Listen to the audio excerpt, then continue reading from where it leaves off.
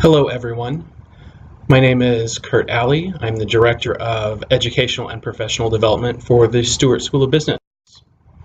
Congratulations on being accepted to our accelerated MBA program. We look forward to getting to know all of you a little bit better over the next 2 years or so. The few things that I want to talk with you about in this video are a little bit more about me, talk about the program, expectations, study tips, online collaboration, library resources, dates and information, as well as contact information for the Stewart professional staff who are here to help you. As far as introductions, again, I'm Dr. Kurt Alley, Director of Educational and Professional Development. Some of the things that I do at Stewart, I oversee the lunch session programming for all of you, our AMBA students. A little bit of information about these lunch sessions was shared in the email that I sent. I also coordinate the Board of Advisors mentorship program. In your second year, you would receive an email invitation to join this program, to apply to this program. I also work with students and faculty during academic competitions, so if you happen to decide to do any of those. And then I also manage the Advancing Career and Education program for our full-time students. Please feel free to email me at any time. My email address is shown on the screen. To do a quick program overview. So the focus of our AMBA program is innovation. We have partnered with Chicago Innovation to offer a unique program that, in addition to cutting-edge education, also provides students with access to the innovation and entrepreneurship network that makes up Chicago Innovation's membership. The program emphasizes strategic thinking, big data, and technology to make sound business decisions. It includes a free Chicago Innovation membership and free admission to the events. I'll be speaking to you a little bit on how you can bring a guest to these events as well. And then Chicago Innovation sponsors some of the class projects and provides some of the guest speakers, so you'll be interacting with them quite a bit over the next 2 years. Shown here is a sample of the MBA course schedule. The course sequence that you experience during your 2 years with us may look a little bit different than this, but I wanted to provide this as reference. There's also a sample schedule on the Stewart website. As far as expectations and study tips, we want to make sure that all of you are ready. People tend to do better when they understand what is expected of them, so I want to talk with you a little bit about that. For some folks, they may be able to adjust to graduate school rather quickly. For others, this may take more time. What's important is to go at your pace and talk with each other. Talk about what does and doesn't work for each of you as individuals. Maybe that experience can help out one of your peers. Also, please talk with your faculty and your academic advisor regularly. These individuals can help you manage the workload, help you prioritize assignments, help you prioritize readings, and help you through some of the rough spots that you might experience as you're juggling all of your demands between work, family, social life, and school. Balancing all of these demands will require good time management and negotiations. You might have to negotiate with your family, spouse, children, and friends and the like, letting them know that you're in this program and you value their support, and part of that support is letting you have the time that you need, as much as is possible, to keep up with your studies, to complete the homework, to do the readings, and that kind of thing. Time management will also involve keeping track of all of your assignments and your readings, and I'll talk more about that in a minute. Email is the primary method of communication at the Stewart School, so it's good to keep on top of the emails that we send out. Feel free to add your student email address to your smartphone so that you get these emails on a regular basis and have them easily at hand. Stewart follows the Illinois Tech academic calendar, which is linked here and is provided in the slides that are linked in the email.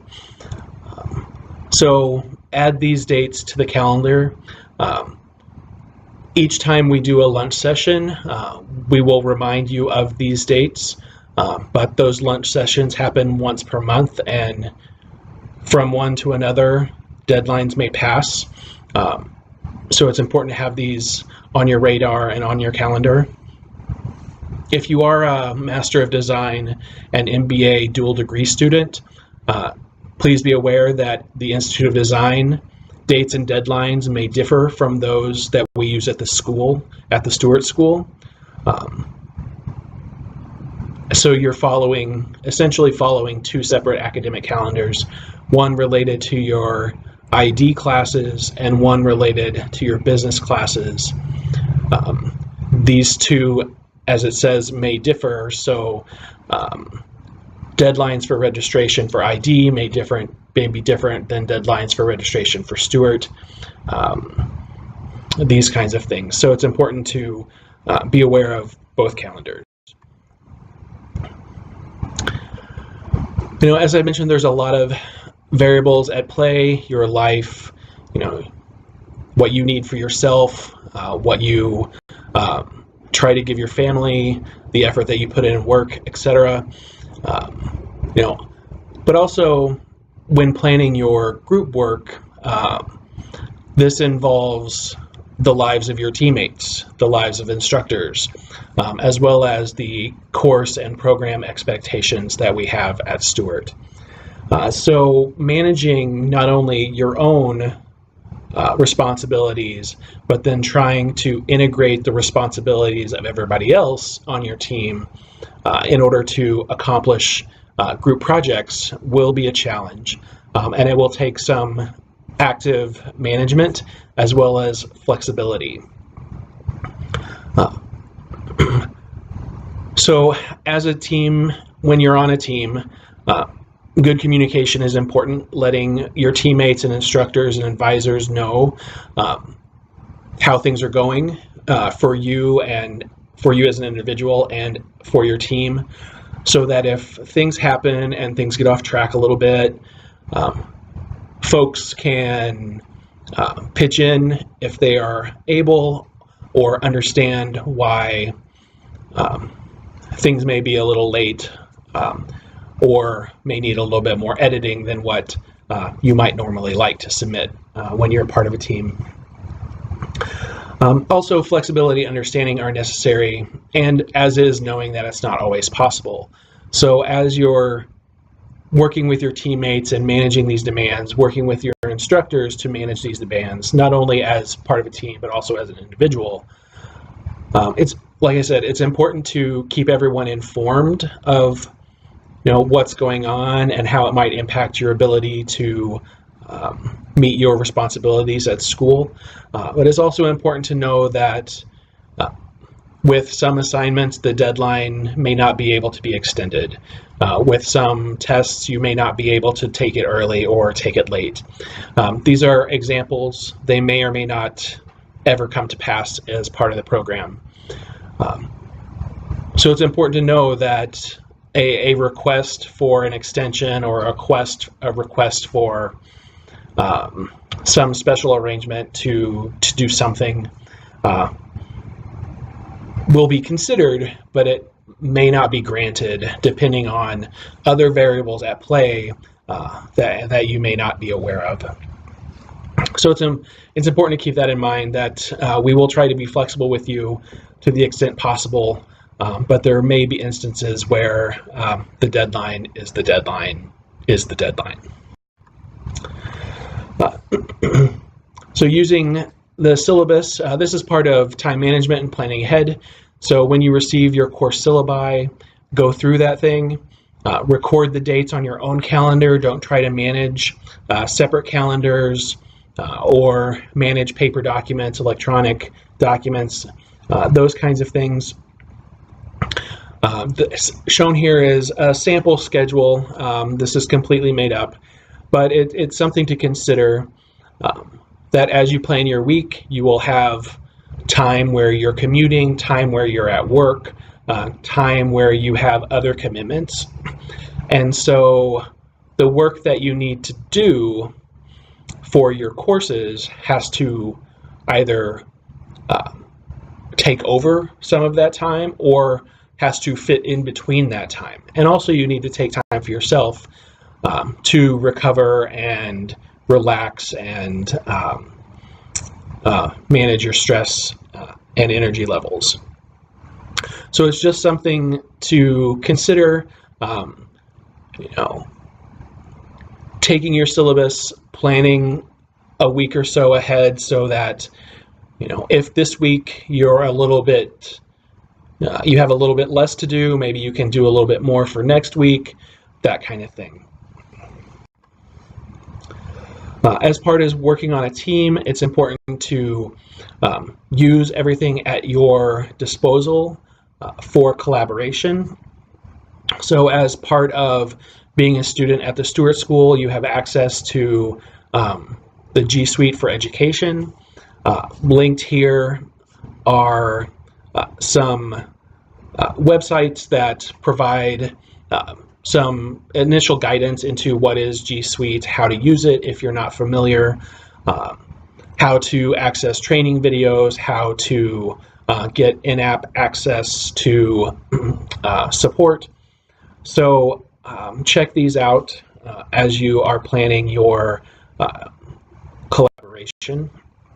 And just to go through a couple of these really quick, collaboration, while many people may like to do this in person may not always be possible, and thus collaboration electronically might be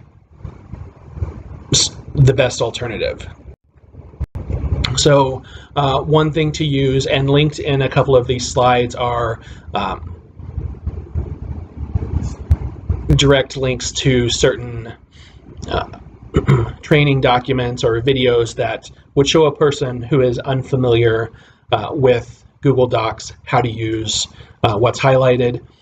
So Google Docs is an online version of Word that's relatively easy to use. You can share the document, people can make comments, people can do editing, you can chat or email within the document, you can assign tasks. So if you need to, you create a to-do list with people's names off to the side, Google will suggest assigning that task to that person. That's when Google is using the smart to-dos. So it's trying to help you manage your team more effectively. Google Slides is also another thing that you might consider using. It's very similar to PowerPoint. It does not have all the functionality of PowerPoint. Google Docs does not have all the functionality of Word, but it's a very close approximation. And it allows you to work on your homework, your presentations, anytime you have an internet connection. So you don't have to worry about the file being in your email, the file being on your jump drive, the file not being where it's supposed to be when you need it, these kinds of things. And Google Meet is Google's video collaboration software.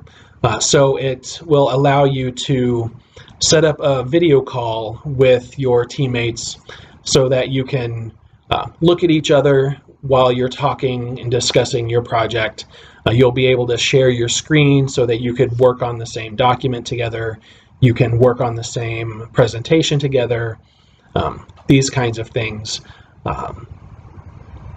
to make collaboration a little bit easier. Quickly running through library services. The best way to learn about these is to visit the library and ask questions that are prompted by the following slides. Max King is Stewart's Library Liaison.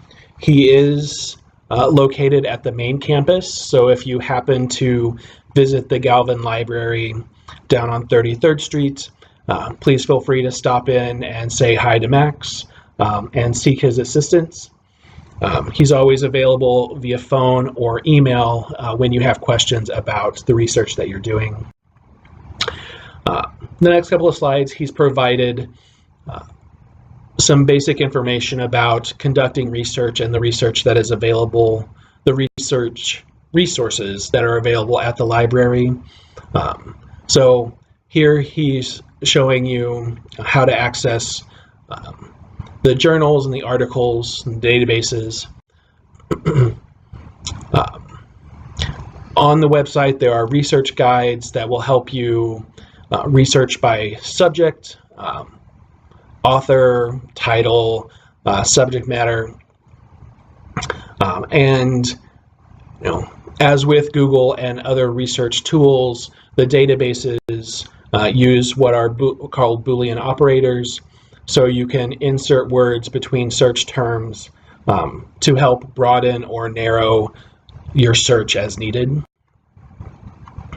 When you start to do industry research, either for class or for work or for your career search, there are a number of different resources that are available. Business Research Primer is a good resource for doing SWOT analysis. Mergent, Intellect, and MarketResearch.com are also good resources for SWOT analyses and market research and such. When you're looking to get more information about publicly traded companies, you might consider using Edgar, AnnualReports.com, Business Source, Premier, or Privco. These resources have information that may not be available to the public, but public companies do have to publish this information somewhere, their annual reports and whatnot. So that's where these would be. And to stay on top of current business trends, all of you have a subscription to the Wall Street Journal. You can activate that subscription by going to the library website. And again, if you're having if you have questions about that, please seek the assistance of someone in the library. And then when you're doing career research,